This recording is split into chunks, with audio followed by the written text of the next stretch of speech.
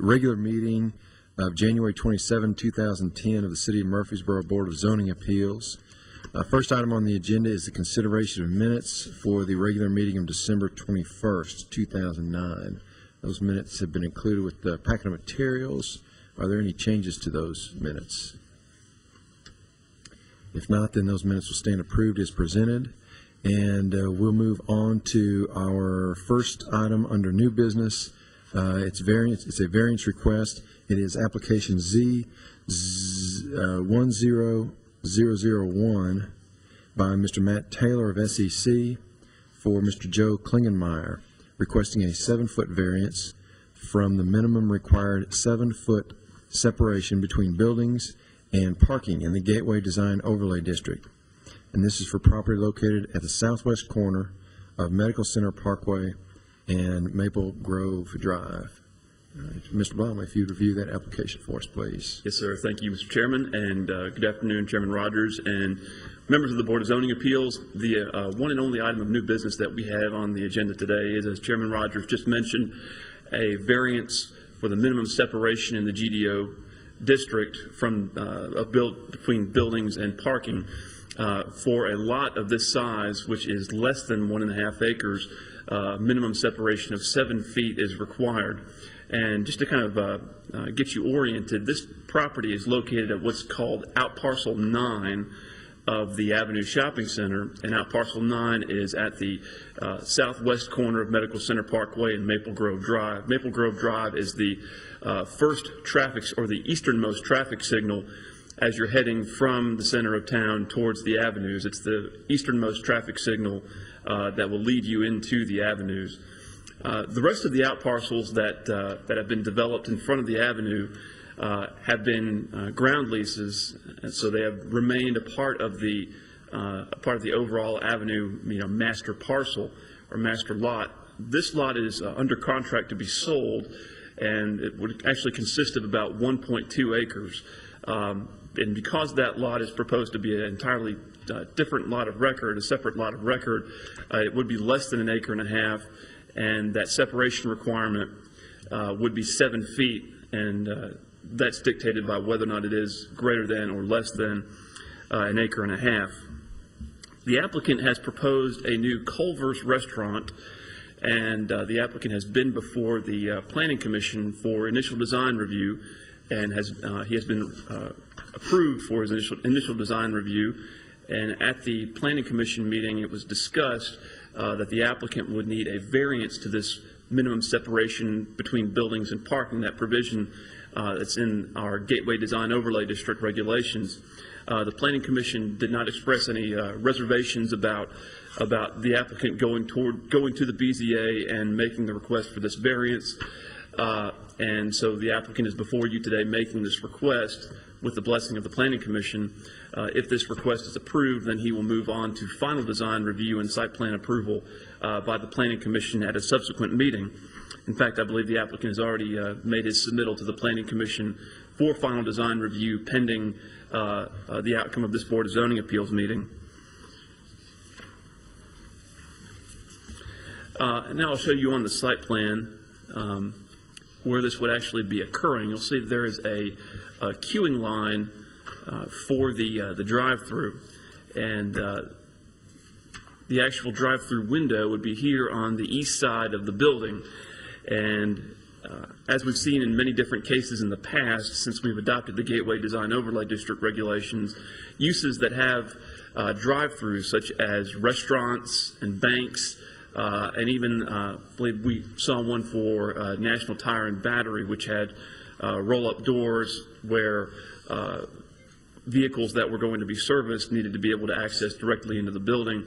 So there are certain uses where this particular provision in the zoning ordinance is not practical, is not conducive to the to certain particular uses, such as the ones that I just mentioned.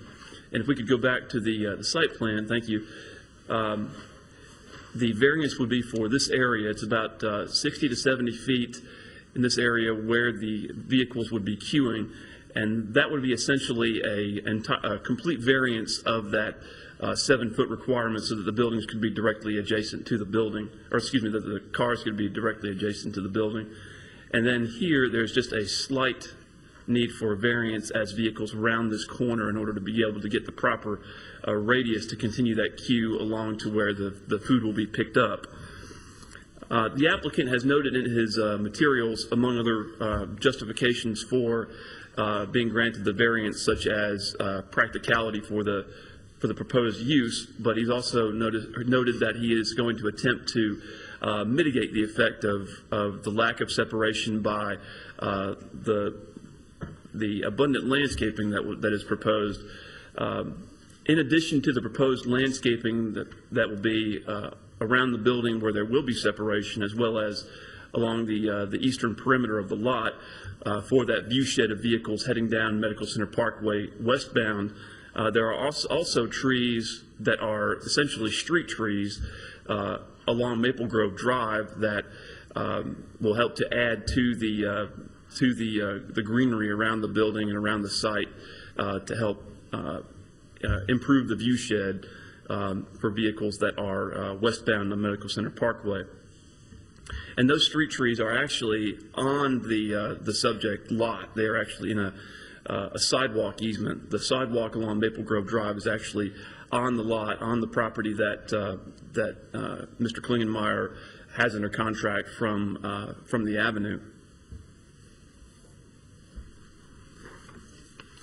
And also, before you have architectural elevations, and I wanted to just show those to you. Some of these architectural elevations actually try to incorporate the landscaping into the elevations themselves.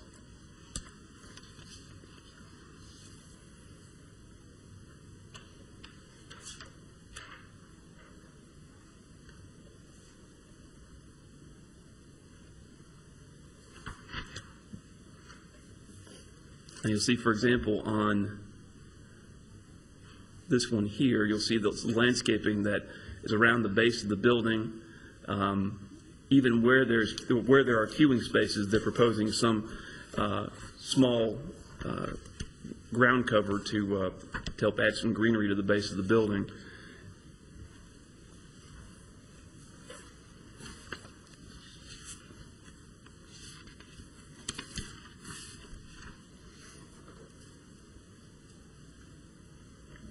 And this east elevation with landscaping is actually to help illustrate what it will actually look like with the trees and the shrubs. So you can see the pickup window, which is right here, and the landscaping that will be surrounding the site and how that will actually look once that landscaping is installed.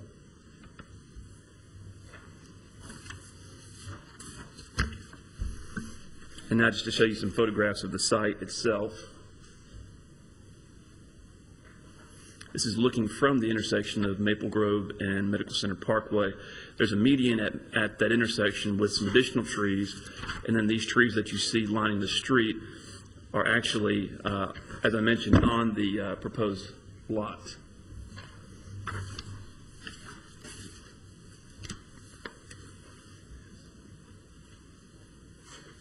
Just another view of those street trees as you look south, or excuse me, yes, look down Maple Grove Drive from Medical Center Parkway.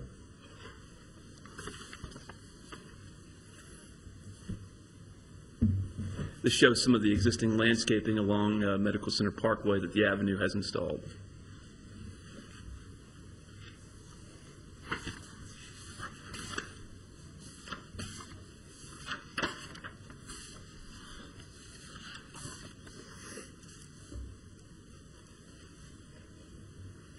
And there's an existing row of evergreens buffering this particular site from the detention area directly to the rear of the proposed Culver's lot. And you can see it was a cold day that day. The detention pond was frozen over.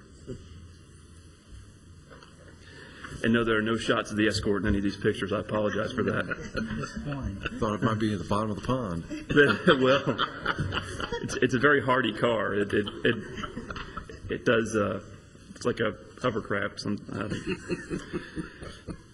didn't have a good comeback for that, Mr. Rogers. So, if the board approves this request, staff recommends the following conditions. The Planning Commission must grant final design review and site plan approval for the proposed development. And number two, a subdivision plat creating the proposed lot of record must be recorded prior to the issuance of a building permit.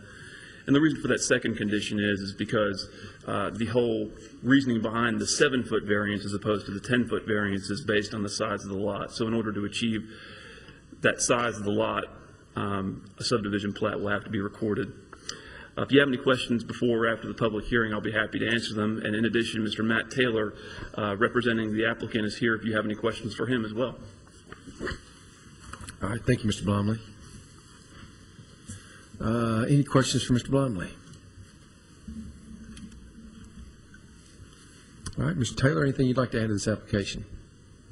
All right, then at this time, we'll go ahead and conduct a public hearing. Anyone present wishing to speak for or against this application, if you would, please come forward. And seeing none, we'll declare the public hearing closed and open the floor for motions or further discussion. Mr. Chairman, I'll move for approval of the variance subject to staff comments. Second. I have a motion and a second. Is there any further discussion? If not, all in favor say aye. Aye. Any opposed? All right, Mr. Taylor, that application has been granted. Thank you very much. Appreciate y'all coming in today. Thank you.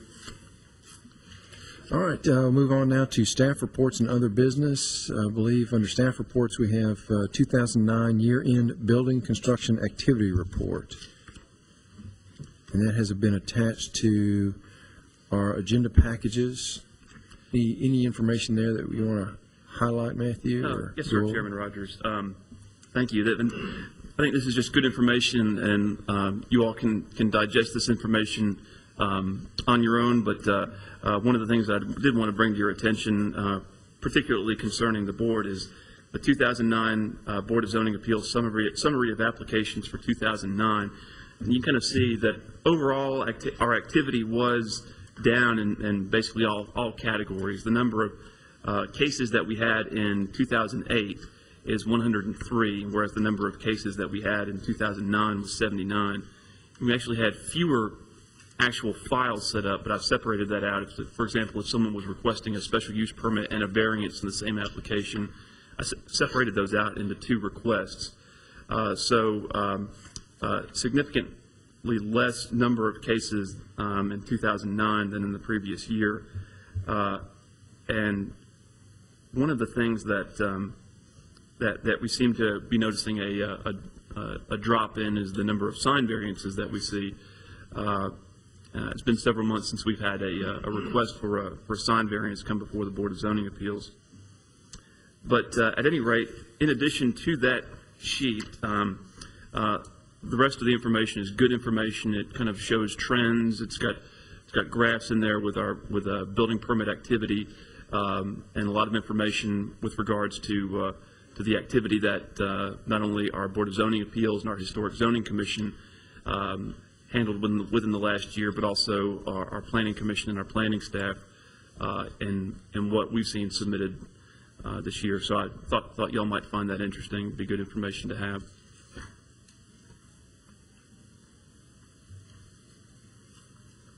Yeah, it is interesting to look over. I saw that in some of this construction activity report, there's 1,833 single-family lots available for building permits. Is that decreasing, or is it increasing, or is it staying pretty steady? It's been slowly decreasing. We and that's a spreadsheet that I actually keep up with on a monthly basis. You can see back in 04 and 05, we had just a little bit over 1,000 lots in our lot inventory, and when we were doing, when the number of permits that were being issued were 1,500 or so, then that was less than a year's supply of lots. But Because we are significantly down in the permitting of single-family lots, the number of 1833 that we have in 2009 is quite larger than the number of lots that we're doing on a yearly basis now, or the number of permits that are being issued.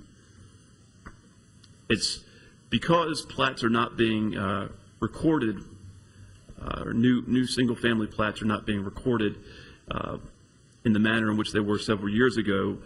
We're just kind of nibbling off that number little bit by little bit, and it's being whittled down. Pretty interesting. Okay. Any questions about that? All right. Next item is Mr. Robert Lewis going to talk to us about continuing education opportunities for board members. Good afternoon, Chairman Rogers. I brought a little book with me. Because the meeting was so short, I thought we might get a couple hours of scheduled education. And before I get started on that, I thought I might brief you on the other topic that Matthew included as agenda items was a list of these teleconferences that we have in the legal department. They're occurring the first, I think this year it's on Tuesdays of every month. We have a schedule from January until June of this year. And we'll be coming out shortly with another schedule for the latter part of the year. So we'll be having those meetings once a month for an hour to get some continuing education. But if you'd rather, I can go ahead and get started on this little book. If you know, it's your. We like to have options. Do we need a motion on that? I think a motion would be appropriate, yes. Yeah. And if you have any conferences or anything that you're going to get credit for, just please let me know, and I'll count that toward your hours for the year. One thing I did want to point out in addition, and Ms. Davis included the calendar for the first 6 meetings, or first 6 teleconferences of the year. Several of them are especially applicable to what y'all do on the Board of Zoning Appeals, and that'd be March, April, and May. In March, we have sign regulation as the topic. In April, we have religious use of land. And on May, we have variances, conditional uses, which some jurisdictions call special uses, they call conditional uses, and site plan review. So you might want to, if possible, mark those down on your calendar. They'd be a good way to receive continuing education on some topics that are especially applicable to what y'all do on a monthly basis. All right. And a modest box lunch will be provided as well. That's what Mr. Adelot says, a modest lunch. And there is free parking, as you know, in our City Hall garage. Can't be beat. And if you do decide to come, if you'd please let the planning staff, either Brenda or Carolyn Jaco at the office, let her know that you're going to come so she can count the heads and get the right number of meals. The box, you know, the good box lunches. And they are good. Now we've upgraded from modest to good. Very encouraging. All right. Well, that's any other questions? If not, then we are adjourned. Thank you, Mr. Lewis. Thank you, Mr. Blomley.